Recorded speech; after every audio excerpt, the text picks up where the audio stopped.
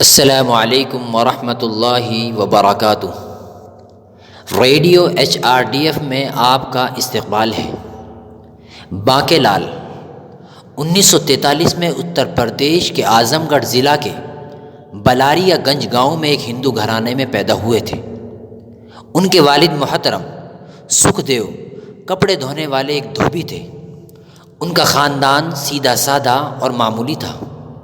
انہیں 18 سال کی عمر میں چھٹی کے دوران اتفاقاً قرآن پڑھنے کا موقع ملا۔ بس اسی نے ان کی زندگی کا رخ موڑ دیا۔ جب رب العالمین کا کلام ان کے دل پر اثر انداز ہونے لگا تو انہوں نے دل میں ٹھان لیا کہ میرا اب یہی راستہ رہے گا۔ ابتدائی مرحلے میں اسلام کا اظہار نہیں کیا اور اسے چھپا کر رکھا، لیکن جیسے ہی معاملات منظر عام پر آنے لگے تو گھر واپسی کے لیے مضبوط اور سخت کوششیں ہونے لگی۔ جب پانی سر سے اونچا ہونے لگا تو انہوں نے بدایوں میں بسنے کا فیصلہ کر لیا اور وہاں سے سیدھے جامعہ دارالسلام کالج میں ایڈمیشن لے لیا۔ 18 سالہ طویل کورس مکمل کرنے کے بعد وہ ایک اچھے عالم کی حیثیت سے وطن واپس آئے۔ یہ ایک تہوار کا دن تھا۔ انہوں نے نماز عید کی امامت کی اور خطبہ بھی دیا۔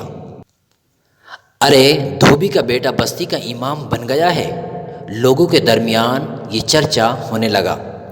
تعلیم و اسلام سے محبت ہونے کی وجہ سے وہ زیادہ دن اپنے وطن میں نہ رہ سکے، لہٰذا مزید تعلیم کے پیش نظر مدینہ یونیورسٹی کے لیے سفر شروع کر دیا۔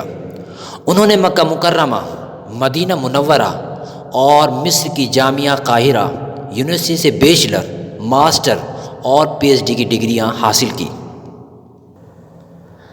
سائنس، حدیث میں شاندار کارنامہ انجام دینے کی وجہ سے انہیں سعودی عرب کی شہریت دے دی گئی۔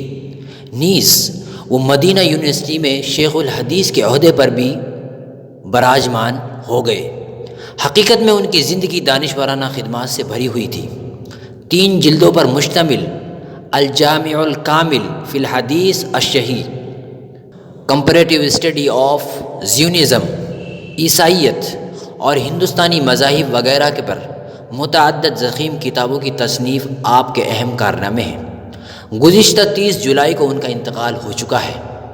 جہاں رسول اللہ صلی اللہ علیہ وسلم اور صحابہ اکرام مدفون ہیں، اسی جنت البقیع قبرستان میں انہیں بھی دفن ہونے کا شرف حاصل ہوا ہے۔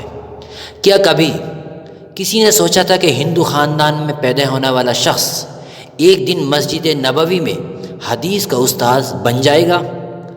گنگا سے زمزم تک کے نام سے اپنی سوانح حیات میں اپنے عظیم کارناموں اور ان کے نام پر جو سخت آزمائشیں، تکالیفیں انہیں جھیلنی پڑی، ان کا بڑی بے باکی سے انہوں نے اس میں تذکرہ کیا ہے۔